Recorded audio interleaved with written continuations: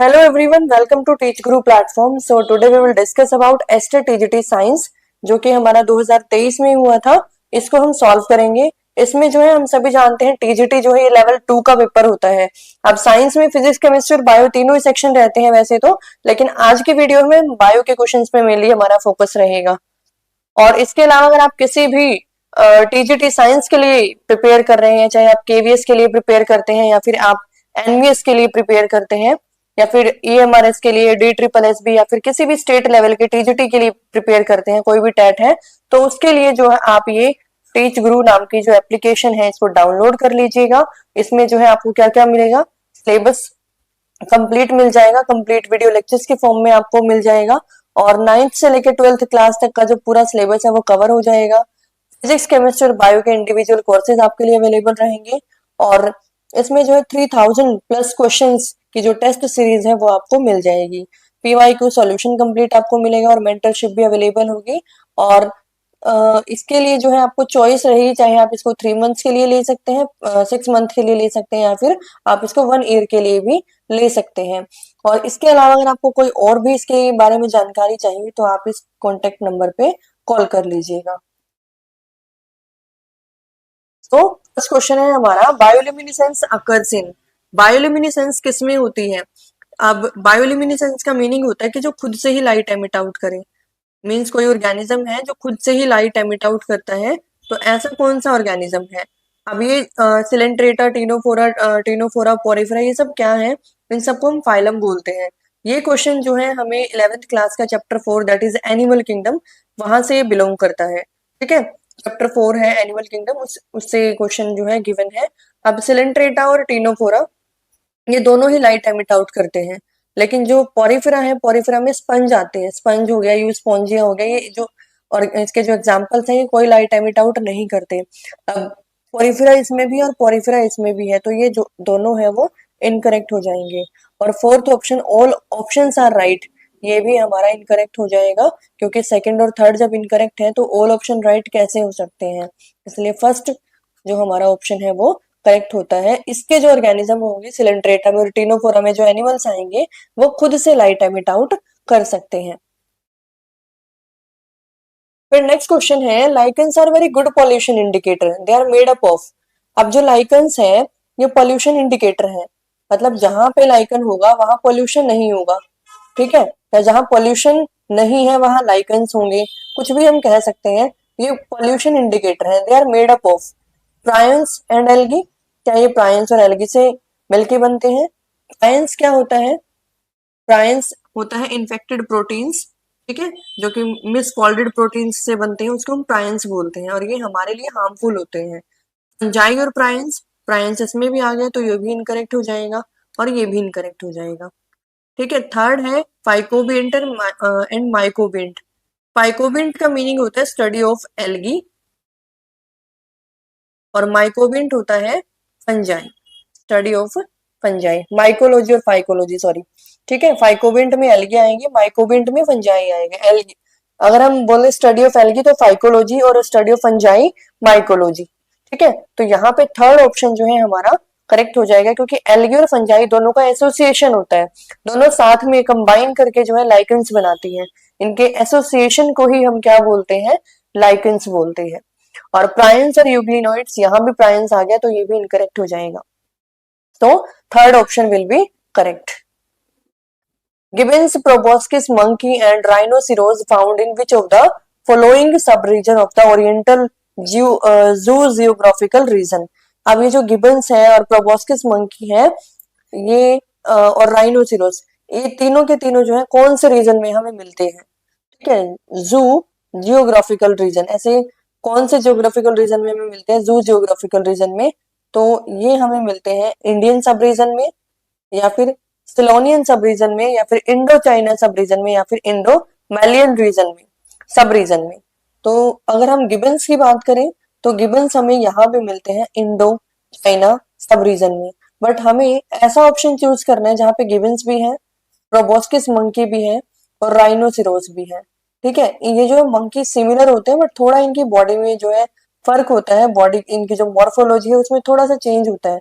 Proboscis जो monkey होते हैं इनकी नोज जो है वो काफी ऐसे बड़ी सी नोज होती है प्रोबोस्किस मंकी में। तो और जिबन्स में जो है ऐसा कुछ नहीं होता, नॉर्मल होता है उनमें नोज का जो साइज है। बट प्रोबोस्किस मंकी में नोज का साइज बहुत बड़ा होता है।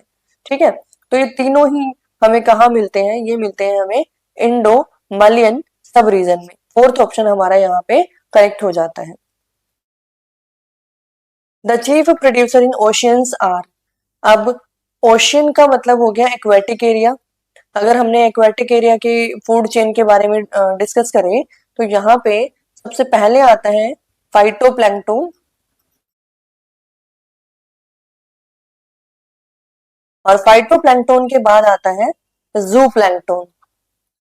ठीक है, और जू प्लैंक्टन के बाद आता है यहाँ पे स्मॉल फिश,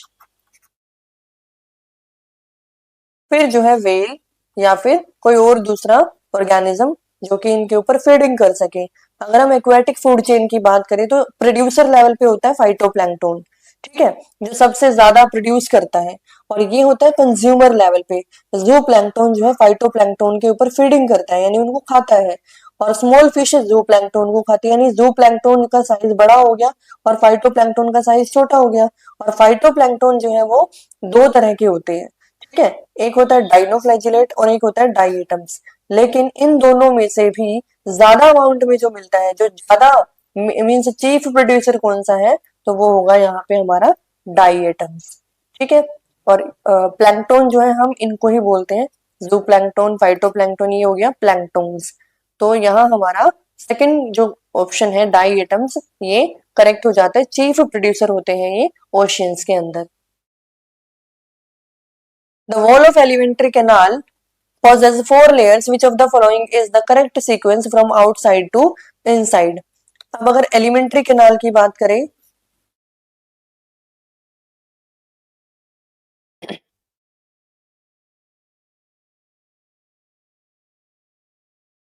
तो यहाँ पे अगर हम एलिमेंट्री कैनाल का डाइसेक्शन करें कहीं से, तो इसका डाइसेक्शन हमें कुछ इस टाइप से सर्कल में मिलेगा। ठीक है,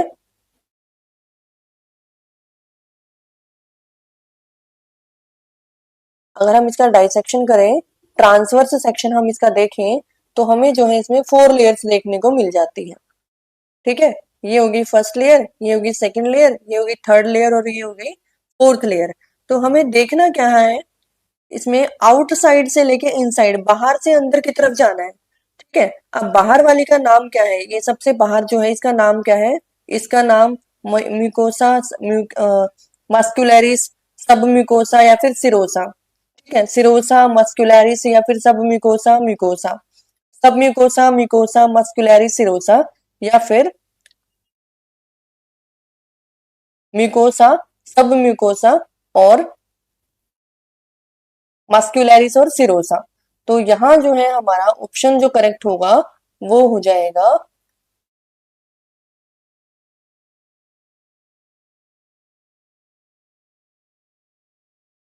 कौन सा करेक्ट होगा यहाँ पे हमारा, सबसे बाहर जो होती है, ये सबसे बाहर जो होगी इसको हम बोलते हैं सिरोसा।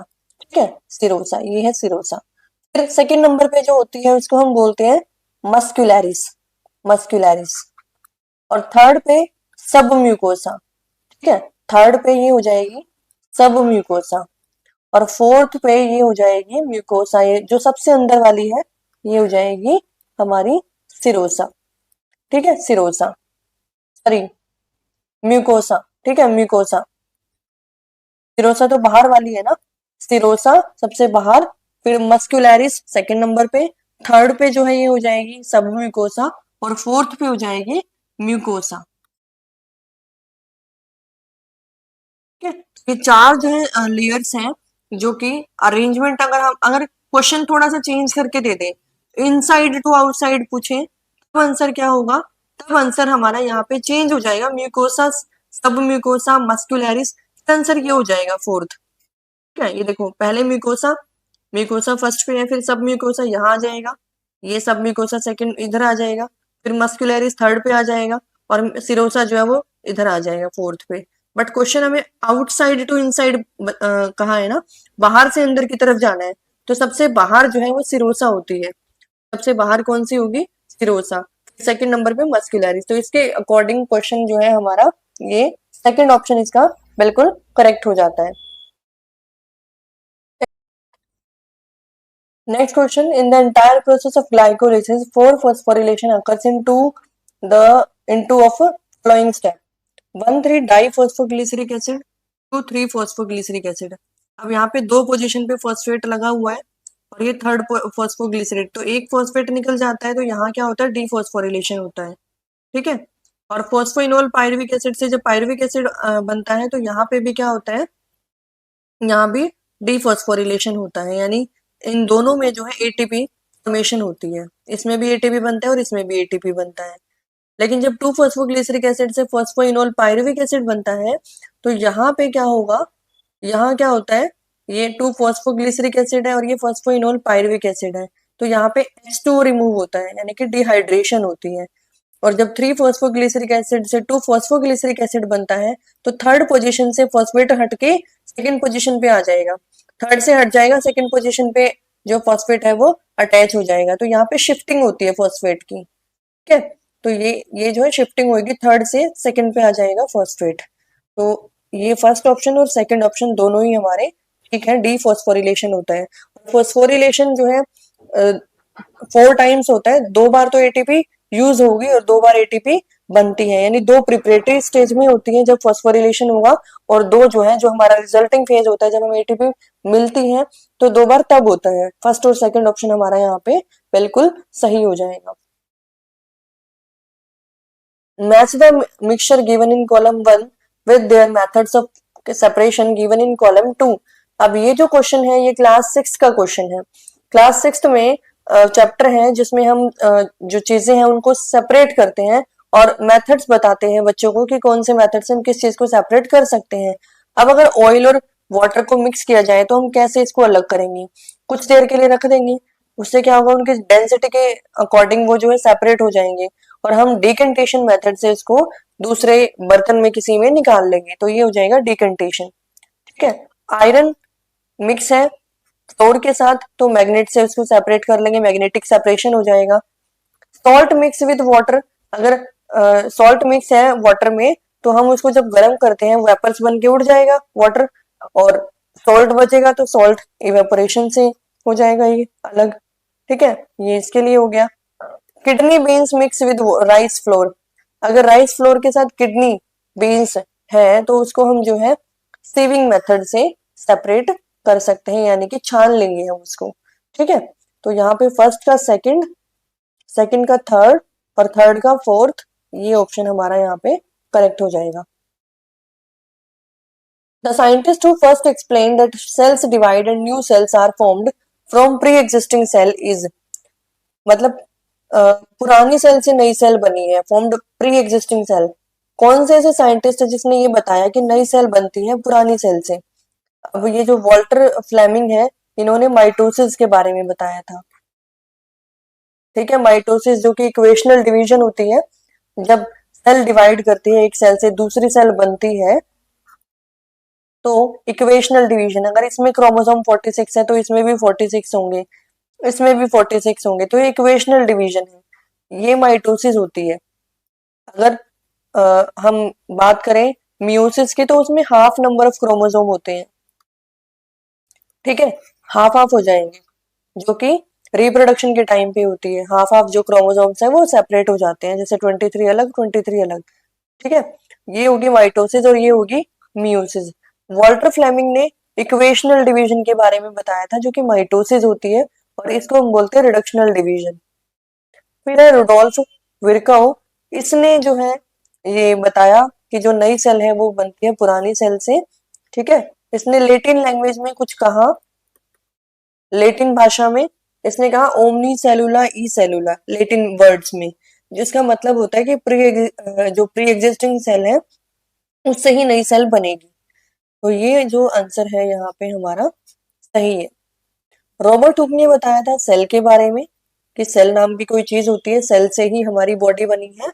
और फ्लेडेन और शिवोन, फ्लेडेन एक बॉटनिस्ट है, प्लांट की सेल के बारे में बताया, और शिवोन जो है ये एक ये होता है, ये बॉटनिस्ट है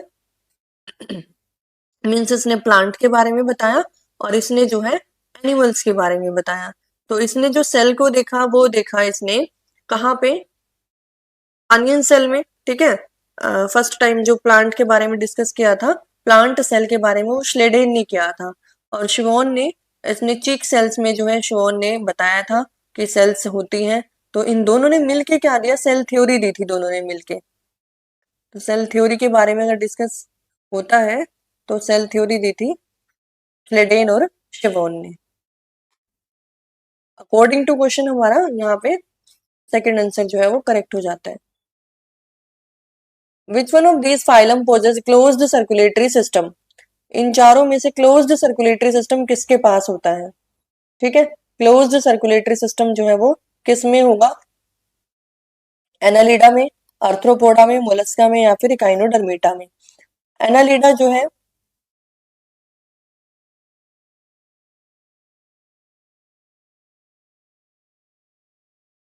एनालिडा में जैसे अर्थवोम हो गया, ठीक है, अर्थवोम हो गया, लीच हो गया, ये ऑर्गेनिज्म किस में आते हैं, एनालिडा के अंदर।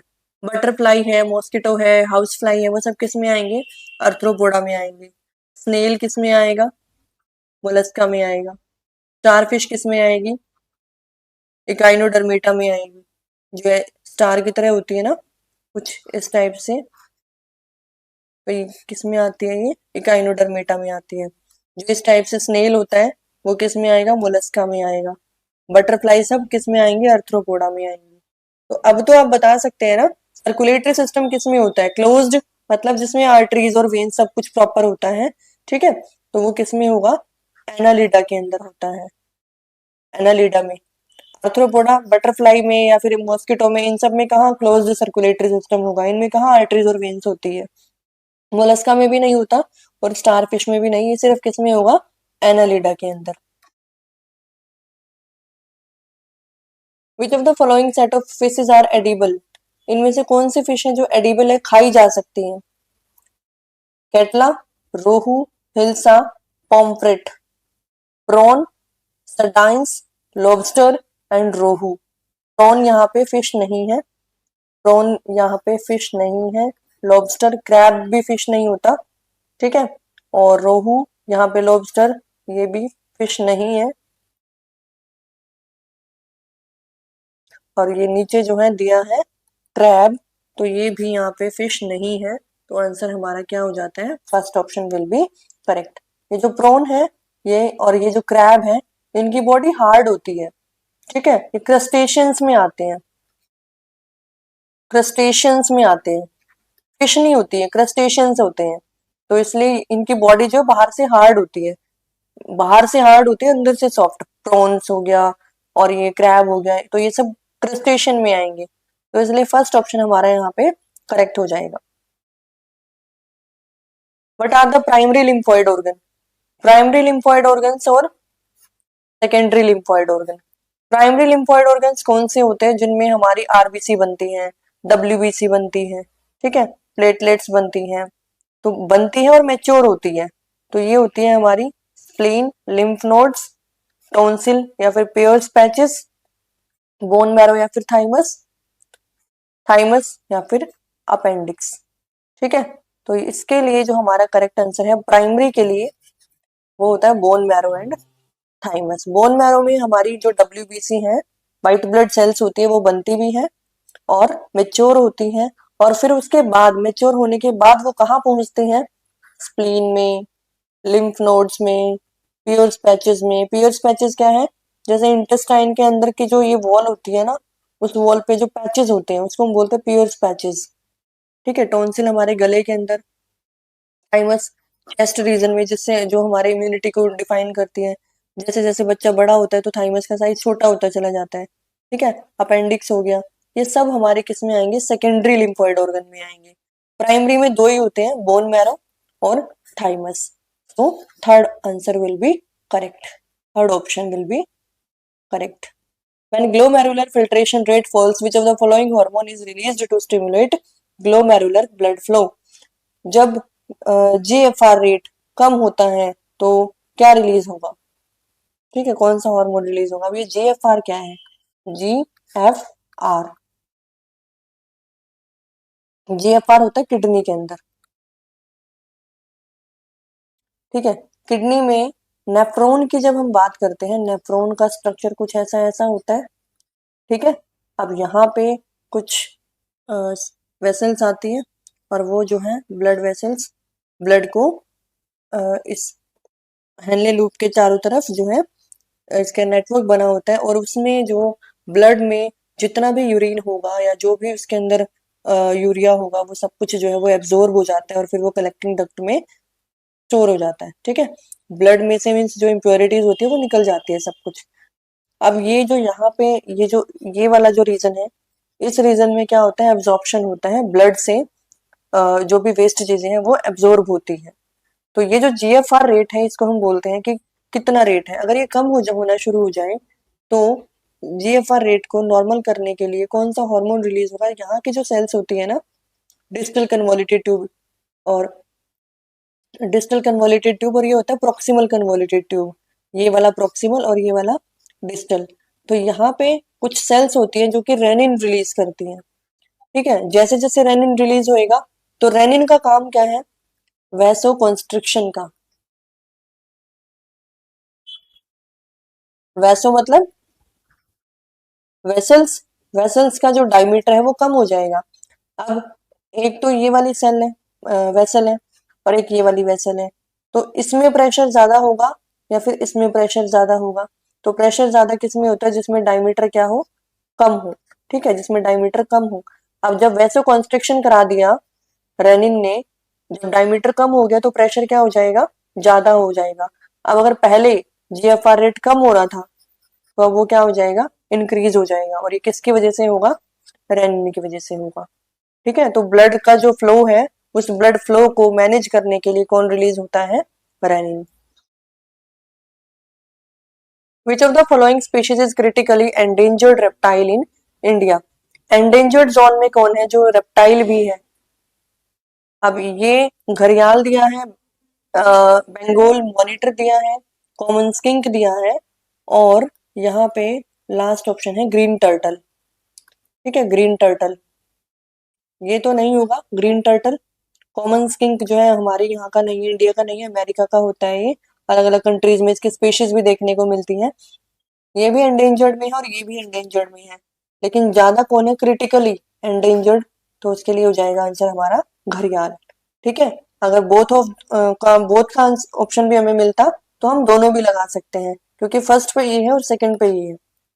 तो एक का ही हमें आंसर करना है, तो आंसर हमारा हो जाएगा घड़ियाल।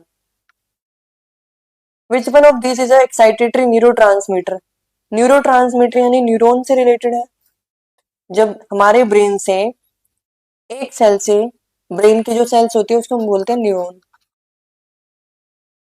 ठीक है, न्यूरॉन। अब न्यूरॉन का सबसे लंबी सेल है, हमें पता है, सबसे जो है लेंथ वाइज अगर देखी जाए तो सबसे लंबी सेल होती है न्यूरॉन हमारी बॉडी में। अब एक न्यूरॉन जब दूसरी न्यूरॉन के साथ कांटेक्ट में आती है तो यहाँ पे ये कुछ केमिकल रिलीज करती है, ठीक है, ताकि एक न्यूरॉन दूसरे न्यूरॉन को दे, फिर वो तीसरे न्यूरॉन को दे, और फाइनली फिर जो है वो मैसेज को डिलीवर करता करता अपने टारगेट साइट पे पहुंच जाए। तो ब्रेन से जो सिग्नल मिलता है वो किस फॉर्म में मिलेगा हमें? यहाँ से जो एक्साइटमेंट होती है एक केमिकल की दूसरे न्यूरॉन तक, वो कौन सा है, ग्लाइसिन है, डोपामाइन है, एसिटाइल कोलिन है, या फिर गामा अमाइनो ब्यूटाइरिक एसिड है? तो ये होता है हमारा acetyl choline. Answer third will be correct. Which of the following is the correct sequence of succession in plants? जैसे कहीं पे बिल्कुल बंजर जमीन पड़ी हुई है, वहां पे कुछ सालों के बाद, हजारों सालों के बाद जो है हमें फॉरेस्ट देखने को मिल जाए, ठीक है। या कहीं पे पहले कभी कोई नदी बह रही थी, लेकिन फिर जो है वहां पे कुछ सालों के बाद जंगल बन जाए, फॉरेस्ट एरिया बन जाए, तो इस प्रोसेस को हम बोलते हैं कंप्लीट सक्सेशन। अब सीक्वेंस कौन सी है, सबसे पहले क्या होगा, जीरी कंडीशन होती है, जब बिल्कुल ड्राई कंडीशन से चीजें शुरू होती हैं, टेम्परेचर बिल्कुल हाई ड्राई कंडीशन से स्टार्टिंग हुई और फिर फाइनली जाके कोई फॉरेस्ट बन गया, ठीक है। मतलब जीरिक कंडीशन से नॉर्मल टेम्परेचर हो गया, नॉर्मल सब कुछ हो गया, तो ये हो जाएगा जीरिक, जीरार्क हाइड्रैक या फिर मेसिक, जीरार्क मेसिक या फिर हाइड्रैक, मेसिक जीरार्क हाइड्रैक या फिर हाइड्रैक। हमें यहाँ पे बताना है कि सीक्वेंस कौन सी हमारी सही है। तो यहाँ पे सेकंड जो है वो करेक्ट है, जीरेक से जो है मेसिक होती है। इसमें टेम्परेचर बिल्कुल हाई होता है, ठीक है, बिल्कुल ड्राई कंडीशन से शुरुआत होती है। इसमें सब कुछ मॉडरेट होता है, नॉर्मल टेम्परेचर रहता है, नॉर्मल जो है कंडीशंस होती है म्यूजिक में। और लास्ट वाले में जैसे हाइड्रेट या कोई रिवर है या कुछ है, तो वहां पे जो है वो वाटर बिल्कुल पूरा एब्जॉर्ब हो जाता है और कुछ सालों के बाद जो है फाइनली वहां पे एक पूरा फॉरेस्ट एरिया बन जाता है, यानी प्लांट्स जो है उसको पूरा कवर कर लेते हैं। तो सेकंड ऑप्शन जो है इसके अकॉर्डिंग करेक्ट हो जाएगा। One of the following is hormone secreted from heart. हमारे हार्ट में कितने चैम्बर होते हैं? 4, ठीक है। Atrium, atrium, ventricle, ventricle. हमने पढ़ रखा है कि जब भी हार्ट का डायग्राम बनाओ तो हमेशा उल्टा होता है, ठीक है। अगर मैं राइट हैंड से कर रही हूँ तो राइट वाला लेफ्ट हो जाएगा और लेफ्ट वाला क्या हो जाएगा? राइट। यानी कि ये क्या है, यहाँ हमारा लेफ्ट और ये क्या है? राइट। तो ये राइट एट्रियम, ये लेफ्ट एट्रियम, ये राइट वेंट्रिकल, ये लेफ्ट वेंट्रिकल। अब इसमें एट्रियल नेट्रियूरेटिक फैक्टर का जो ये आंसर है इसका, हार्ट इसको रिलीज करता है, एट्रियल नेट्रियूरेटिक फैक्टर को। नोर एड्रीनलिन ये हमारी किडनी रिलीज करती है, ये भी किडनी रिलीज करती है एड्रीनलिन, ठीक है। तो ये जो एट्रियल नेट्रियूरेटिक फैक्टर है, ये हमारी एट्रियम के जो वॉल्स होती है ना, ये यहाँ पे ये रिलीज करती है। जब हार्ट में सुपीरियर वेना कावा से या फिर पल्मोनरी जो वेन्स होते हैं वहां से ब्लड प्रेशर ज्यादा हो जाए ना, तो उस प्रेशर को मैनेज करने के लिए, कंट्रोल करने के लिए ये एएनएफ फैक्टर रिलीज होता है, ठीक है। तो एएनएफ हमारा हार्ट रिलीज करता है। How many facial bones are there in skull of human? Skull में कितनी बोन्स होती हैं? स्कल में बात की जाए तो नेक से ऊपर जो हमारा रीजन है इसमें टोटल 22 होती है, ठीक है। बट फेस में कितनी होती है? फेस में फेशियल बोन कितनी है? 14, ठीक है, 14 है। और क्रेनियम में जो हमारा ये वाला जो पार्ट है, क्रेनियम वाला जो पार्ट है, इसमें 8 होती है। और टोटल इनका कितना हो जाएगा? 22। बट हमें यहाँ किसका बताना है? Only facial. तो यहाँ हमारा आंसर हो जाएगा 14। अगर फेशियल के प्लेस पे क्रेनियम का पूछे तो आंसर 8 हो जाएगा।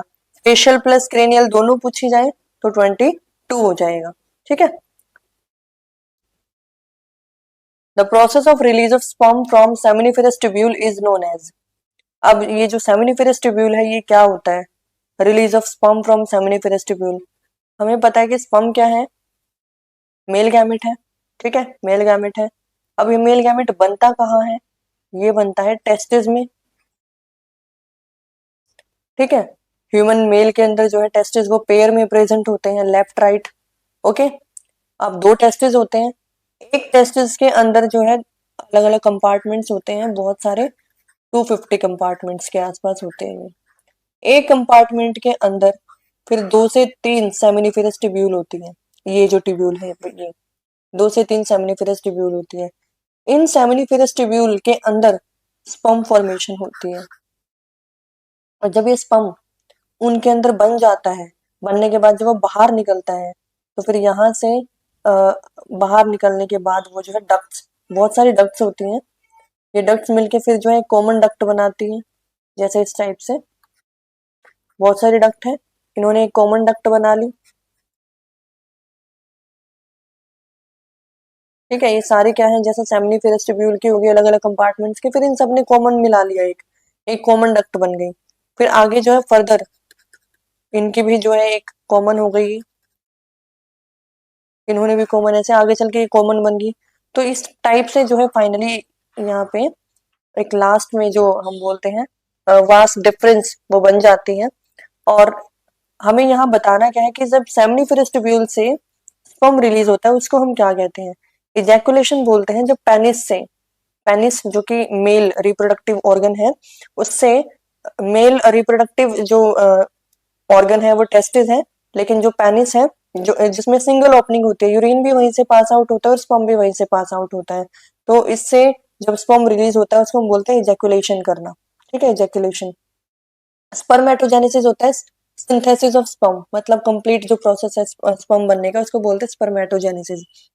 स्पर्मियोजेन जो ये स्पर्मियोजेनेसिस होता है इसको हम बोलते हैं लास्ट में जो स्टेप होता है ना, स्पर्मेटोजोआ से जब लास्ट स्टेज फाइनल बनती है, स्पर्मेटोजोआ से स्पर्म बनता है, इस लास्ट प्रोसेस को हम बोलते हैं स्पर्मियोजेनेसिस। और बनने के बाद जब ये इन ये यहाँ पे जो 2 से 3 सेमिनिफेरस ट्यूब्यूल है, बनने के बाद जब वहां से बाहर निकलता है ना, उसको बोलते हैं स्पर्मिएशन। ठीक है, स्पर्मिएशन। इस टॉपिक को आप जब कंप्लीट करेंगे ना तो ये आपको और अच्छे से क्लियर हो जाएगा। Which of the following statement is true? इसमें से कौन सी स्टेटमेंट ट्रू है? Southern blotting technique is developed by Alwine, ये एडविन ने किया था, ठीक है, 1975 में। और northern blotting technique is developed by Broom and Gilbert. Western blotting technique is developed by, ये हुई थी, डब्ल्यू नील ने किया था इसको 1981 में। और ईएम सदन 1975, ये जो है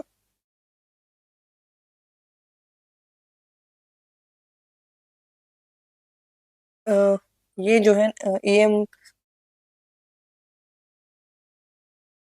ईएम सदन ब्लॉटिंग, ये आईजीजी क्या होती है? एंटीबॉडी होती है। तो इसने ब्लॉटिंग के ऊपर ही काम किया था, एंटीबॉडी के ऊपर काम नहीं किया था। तो ये इनकरेक्ट हो गया, ये इनकरेक्ट हो गया, ये इनकरेक्ट हो गया, तो ये एक जो है यहाँ पे हमारा करेक्ट हो जाएगा। The offspring produced after asexual reproduction. Asexual reproduction के बाद जो ऑफस्प्रिंग बनते हैं वो मॉर्फोलॉजिकली सेम होते हैं, मतलब उनके फीचर्स सेम होंगे, सब कुछ दिखने में वो बिल्कुल सेम होंगे, या फिर उनका डीएनए आरएनए सब कुछ सेम होगा, जेनेटिक लेवल पे सेम होंगे, या फिर दोनों तरीके से सेम होंगे या फिर डिफरेंट होंगे। ठीक है, तो दोनों तरीके से सेम होते हैं। Which of this is used in extraction of metal? Metal को एक्सट्रैक्ट करने के लिए यहाँ पे हम क्या यूज करते हैं?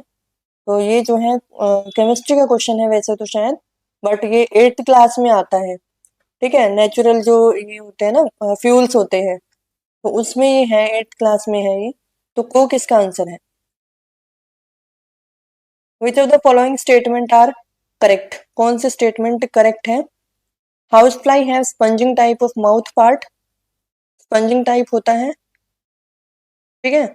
और honey bee have biting and chewing type of mouth part, butterfly and siphoning are siphoning type of mouth part.